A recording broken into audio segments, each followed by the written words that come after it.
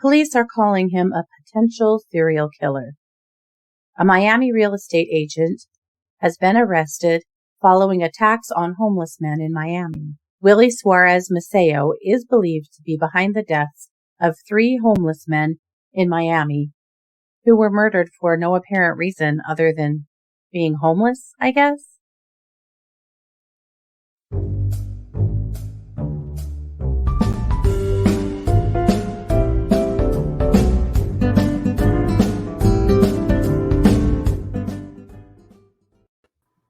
Hey, everybody, and welcome to True Crime Paranormal with the Psychic Sisters.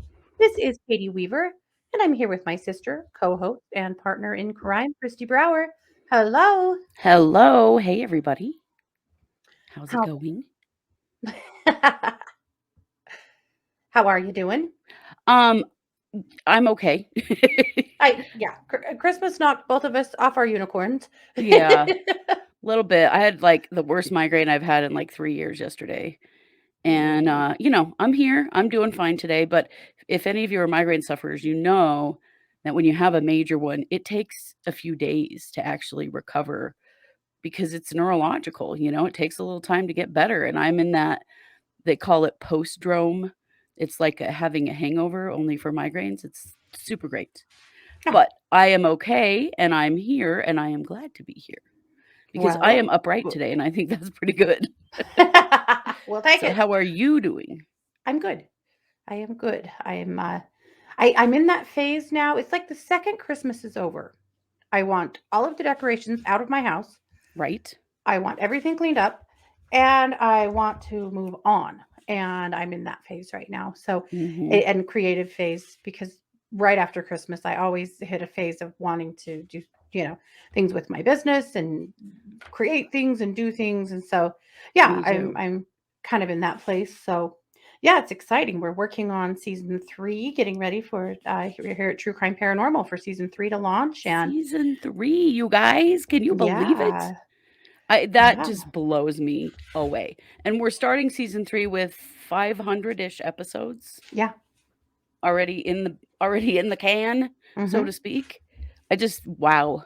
I just have to take a moment and take that in, Yeah, it's so crazy. It's so great. So, yeah, working on some of that stuff, and I'm good. We had a great Christmas. We had a lot of fun.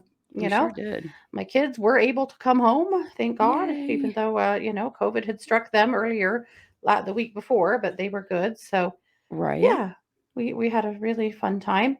Our weather has turned very south. So it's finally winter in Idaho, you guys. I didn't think it was going to happen. All the mountainous areas have had closed roads for a day and a half now. People are stranded right and left. Not us, but you know. We had a snow squall yesterday, though, which I don't know why they call it a squall. I mean, that's like a ocean thing or like the Great Lakes thing. It was just like a really bad blizzard where the snow blew sideways for about 30 minutes. Yep, and you couldn't see anything. Yeah. No, and we were out, like we went and had lunch, and then we were headed to the store. We needed a couple of things when this snow squall hit. And it was like whiteout conditions. Yeah. Fortunately, we live in town, and so that wasn't a huge deal, but it was really short. Like, I was like, oh my God, if this goes on very long, it's going to shut this town down. But it didn't. Yeah, it didn't. No. We went to the new Spider-Man yesterday, late in the day. It was awesome. Was it? We watched the first 2, Saturday and Sunday, and then last night we went. Yeah, it was fun. It was great. That's awesome. I don't know. The kids loved it. So yeah. Well, Mars loved it. The other kids had already gone home, but it's great. Yeah. Mike is a big Spider-Man fan too, and I know he wants to see it. And I'm like, I mean, I love Marvel movies, but Spider-Man has not really been my thing. It was good. It was sad. Oh, I won't give you. That's what I heard is that it's quite sad, and yeah, I don't know. I'm not a big fan of sad movies personally. I know. You know what I really want to see? Sing 2. Sing 2. Me too. Next weekend, we're going to Sing 2. So get yourself ready. Let's do it. Yep. So you got to watch Sing 1 this week because Sing 2, we're going. Yeah. I thought Sing was the cutest. I did too. I loved it. I'm totally cool with going to cartoons. I cover true crime for a living, you guys. And work as a medium. I'm around a lot of sad stuff all the time. I Hell love yeah. happy things like that. Yeah, definitely. Me too. We go to all the animated movies. Rhonda loves all the animated stuff, and honestly, I do too. Mhm. I like the fun, positive, funny stuff. Yeah, the sad stuff, pass. I've had enough of that in my life. I don't need to watch it on TV, on a movie, you know? I've Right, been for there, so sure. that's good enough for me. Yeah. Well, hopefully you guys had a good holiday if you celebrate. And some of you, I think, are still celebrating this week. It's this weird week. I saw a meme yesterday that said, we're in this week between Christmas and New Year's where I'm not sure what day it is, what my name is, and when was the last time I showered. I think Yeah, that's so true for so many. it Yeah. is, yeah. So today we're going to talk about a supposed or suspected serial killer out of Miami, which is interesting because last Monday we covered a new serial killer that was just arrested and discovered in Virginia. Right. This one I have more questions about, but we're going to get there. So we are talking about. Oh gosh, hold on. Oh wow, all my articles. We're talking about Willy Suarez Maceo. So Willie is a real estate agent in Miami. And last Tuesday, there was a couple of shootings of homeless people, and he's believed to be the person who did that. And I will say that the police in Miami are particularly sensitive to this one because it was homeless people, Right. which I'm encouraged by because it seems like the more vulnerable communities, like the homeless, sex workers, people of color, so frequently it seems like there is less care put on their cases. And in this case, they're saying he's killing homeless people for no reason, like Yeah. execution style killings.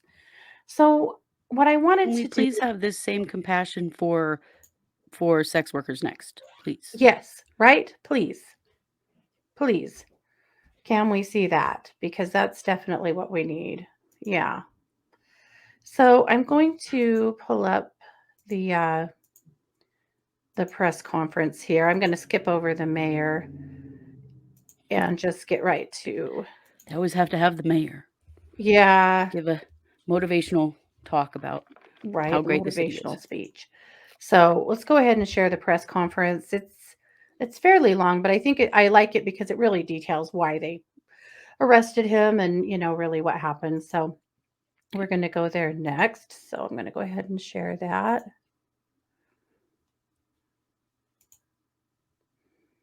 Well, maybe I am. Here we go. My tech, I had it all set up and ready, and it kind of failed me. All Oh, right, here we go. Thank you, Mayor Suarez. Um, I'm Interim Chief Manny Morales of Miami Police Department, and I'd like to thank Major Suarez, Commissioners King, and Manolo Reyes for being here. The other commissioners out of town couldn't be here, but without their unwavering support, the men and women of the Miami Police Department would not be able to do effective what we do each and every day, which is to go out there and keep our community safe. Give you a brief timeline of the incidents that took place that led to the arrest of Willy Maceo Suarez. Tuesday, December 21st, at approximately 8 p.m., we had a witness that flagged down one of our police officers that was on patrol in the area 400 Southwest 2nd Avenue and advised the officer there was a victim that appeared to be from suffering from blunt trauma to the head. The investigation quickly revealed that the victim was suffering from a gunshot wound to the head. Requested rescue. That individual is in extreme critical condition and is being treated at Jackson Memorial Hospital in trauma. As this investigation was unfolding down very near to where we are right here at the administrative building, very close, 2 hours later, at approximately 9:57 p.m., at Miami Avenue and 21st Street, units responded reference a 911 call where a complainant saw a victim unresponsive on the ground. Units arrived and discovered a black male deceased from an apparent shotgun wound. The investigation began. Officers quickly connected the two incidents, not only because of the short span of time between the two shootings, but because both incidents involved victims that were homeless. As the investigation continued, the members of our criminal investigations unit, led by Chief Aguilar and Major Cook from our criminal investigation division, began scouring for not only physical evidence, but electronic evidence, and were able to discover a video of the shooting on Miami Avenue, where it revealed that a black vehicle had driven up to a location where the victim was laying down on the ground and shot at him several times. Victim fled. Subsequently, the investigation revealed the type of vehicle and the tag. The physical evidence on the scene of both crimes quickly were matched by our ballistics experts, and we were able to identify a vehicle and a person of interest, Mr. Suarez. Our tactical robbery units dispatched throughout the city were able to make contact with the vehicle, with the suspect, who was in possession of a firearm matching the caliber used in both homicides. As they took him to the station to further the investigation, one of the lead investigators noticed a resemblance that the suspect of this incident had to a crime that took place back in October 16, right in the area of Miami Avenue, Miami and First Street, where another homeless individual was horrifically murdered.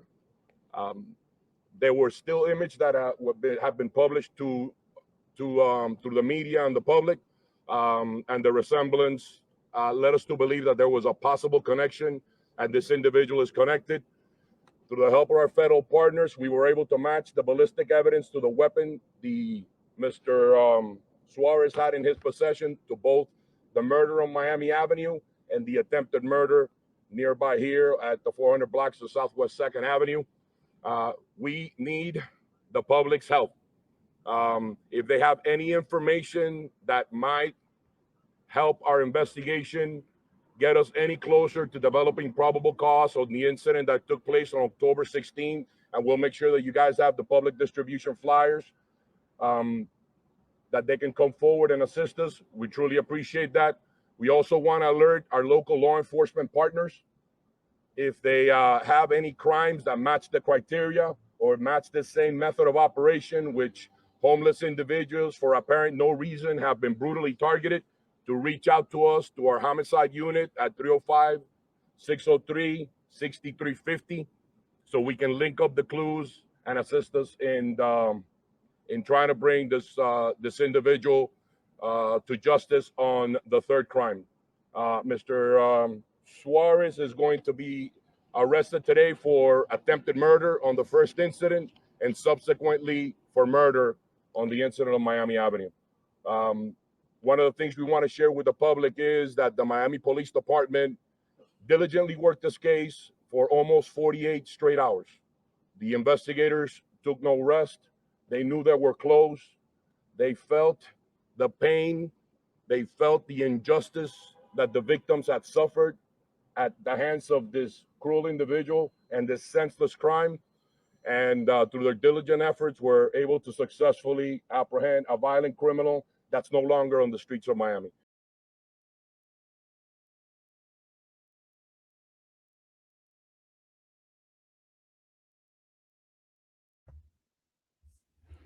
Wow. Yeah. So he didn't say serial killer. He did not. That's what's being thrown around in the news.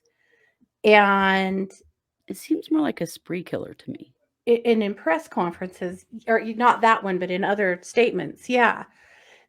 It's interesting. He has been now arrested. He was arrested on Christmas Eve, and he has been in court now. And of course, it was a Zoom meeting for court, and I do want to share a clip from that too. It's interesting because interpreter has been provided, though he does seem like he speaks English, but they did provide an interpreter. I've never seen a Zoom court hearing like this, where there's an interpreter who constantly takes over the feed. It's really interesting. So I'm going to share a little That bit of is. I that. think they have to. If English is a person's second language, they Hmm. always have an interpreter just to Hmm. make sure that they can't ever come back and say they didn't understand what was happening. Yeah. Yeah.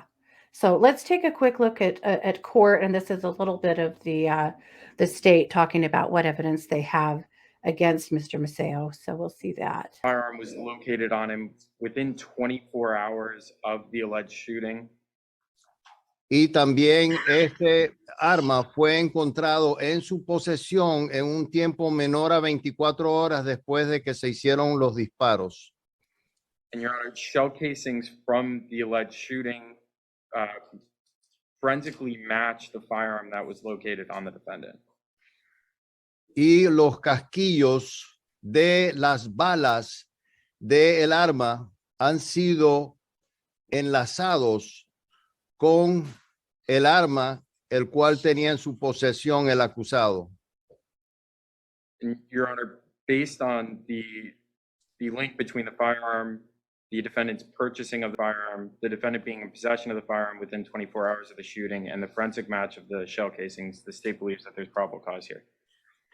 Su señor. All right. So, and you did hear the police chief say that it was with help from their federal partners. So the FBI helped them with ballistics. They did this really fast. It happened really fast. From the time they saw, footage of the first incident and got the license plate, and then of course the ballistics, and found the gun on the suspect. It all happened really, really quick. And what do we know about the perp, Willy Suarez Maceo? We know that he is a real estate agent. We know that he has had a lot of videos up here in the past year of him working out, of him as an amateur photographer at the beach, taking pictures of families and of the water and things like that. We know that he loves fast cars and nice things. And we know that he's been working hard on selling houses. That's like pretty much all we know about him at Is this he point. married? Does he have a family? Not that we have seen yet. Honestly, his professional profile is about all that has been on the scene. It's strange for someone that functional Mm-hmm. and to be, like, this is a serious break for him. Like, if this is a psychotic break for him, or, Right. do we know if he has a criminal record? We don't know. But for him to be a bonded real estate agent, I would say probably not, actually. At least not an adult record. Yeah. Yeah.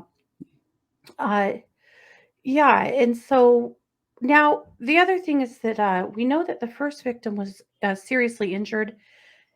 That's the last we've heard about that victim. We don't know if that victim actually died. A lot of news sources are saying that he has 3 victims, 3 murder victims. We don't know that. We don't even know if that victim actually has passed, though they were seriously injured. We do know the second victim was a 56-year-old man who died on scene. Both of the victims from Tuesday were shot in the back of the head. One of them was shot at multiple times. They were both asleep on the sidewalk. Yeah. And were just killed And just for being shot. there. So it's very random. It's very random. And then, of course, Well, I here's mean, the sort thing of. that does not I track mean, for me. obviously they're homeless, but Yes. The other one that's just, this whole thing is so random for me. I'm just having a hard time really putting this together as a serial killer, but maybe there will be more that comes out later. Obviously, as in the case in Virginia last week, they're putting a big call out to other law enforcement agencies. Help us. Do you have cases like this? What, right. Has what do more we of need to this piece happened that we together? don't know about? Yeah, but one of the things that is not tracking for me is the murder in October that they're trying to tie back now to Maceo was a knife. He didn't really talk about it in the press conference, but it was a stabbing, not a shooting.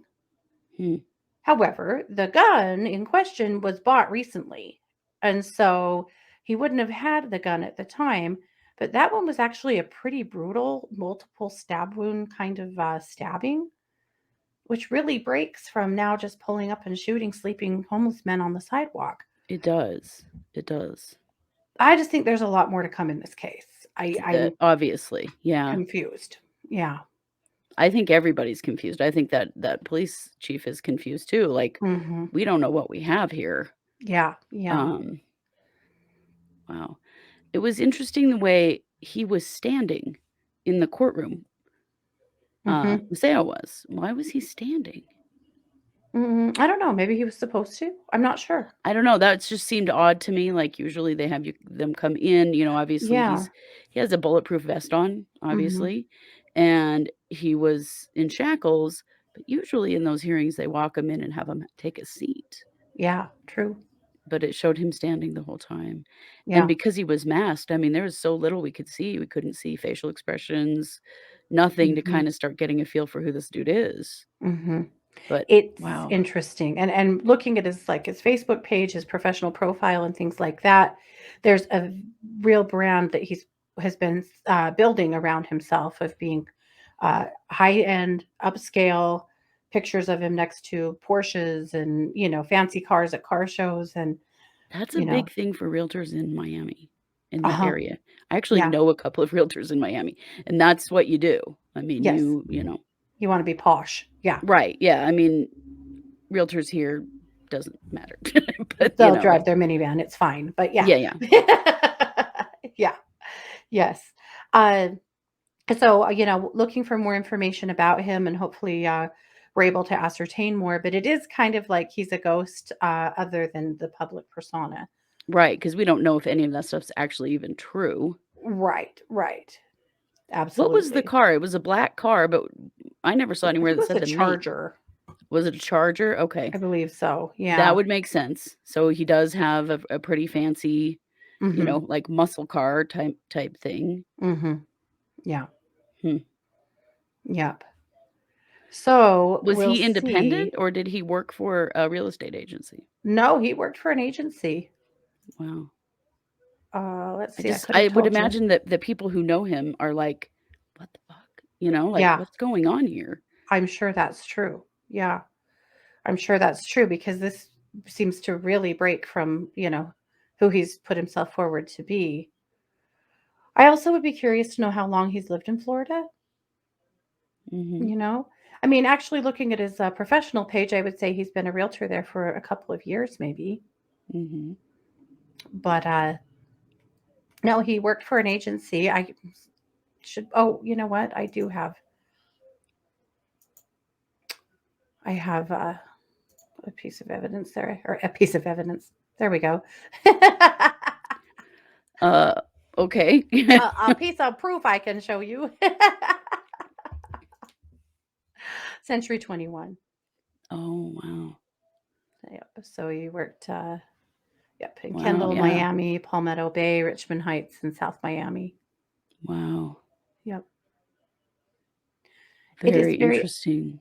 Yeah, it's odd to see somebody who seems to be climbing, Yeah. and doing well. And he's only 25, which is a little young. It is. Although, I don't know. I still keep kind of feeling like psychotic break here. Like Maybe. he's had a break in his mental health. Still keeping up his appearance a little bit. Perhaps, yeah. There There was some speculation about maybe trying to clean up the streets because homeless people sleeping on the street is keeping good properties from selling, that kind of idea that could be which would something. fit with some categories of serial killers. So according to the FBI, the psychological types of serial killers are power-oriented, like Bundy or Rader, that enjoyed watching the terror of their victims. Right. We have the mission-oriented killers that feel like they're improving the world, like by getting rid of undesirable people, like prostitutes, like the Green River Killer. And he would definitely fit that category if that was true, Yeah. And then visionaries, of course, who kill because they are being directed by hallucinations. Right. which, if he was having a psychotic break, he'd actually fit into that category. So we don't know. Yeah, we don't know. And we also don't know if he's a spree killer. If it's not, Right. I don't know. I don't know that the Right. FBI would call this a serial killer yet. Well, here's the FBI's criteria for a serial murderer. They would have to kill in 3 or more separate events. And these have been separate events, but two of them happened at the same day, which is Right. That's pretty why I keep close. leaning towards spree killer. Yeah, at 3 or more separate locations, which is true, but engage in an emotional cooling off period between murders, which couldn't have happened on the same day. No. And then, of course, the serial murderer, the killing of 3 or more victims over an extended period of time, which isn't true in this case. Right. But again, the police are really wondering if there are more that they just haven't tied together yet. So, Right. Right. Which certainly could be. I mean, it's a huge place. yeah. And, homeless people are often not seen as a priority by the police. I'm pretty impressed by these guys that they're like, but it is horrific to think that you just come up on a person sleeping on the sidewalk and you Mhm. just shoot them in the head. Like, Yeah, wow. absolutely. There's some brutality there that is pretty terrifying. For sure. Yeah, so unprovoked. I mean, there's just no rhyme or reason to why you would do anything like that. I No. mean, ever, obviously, but still, yeah, But I yeah, I agree. mean, there's no like altercation beforehand or Yeah, anything. Just yeah, mm, yep. So we will be learning more about Maceo as we can. As more comes out about him, we'll do a little more investigative work ourselves as well, and just keep an eye on this one. So again, just like with the case last week, the serial killer in Virginia, or alleged serial killers, we will keep an eye on this one and see, because it will be interesting to see if more cases emerge. yeah, most definitely. Yeah. So this is our Monday/Tuesday case. Yes. We're only going to put out 2 cases this week, because of the holiday. And so we do have another case coming out tomorrow. We're going to talk about the Memphis 3. There's a Yeah. lot going on with that case. A There lot. So, is, which is amazing because there's been nothing for many years. yeah. And And, suddenly, somebody just asked us to cover this case like last week, yeah. and then suddenly there's this big break. So, yeah. Mhm. Yep. So that's coming. We'll be back Wednesday night with case updates. There are quite a few case updates, so we do have plenty to share there, Mhm. particularly in the Crumley case. Mhm. And Well, others. and Kim Potter too. Yeah, Kim Potter.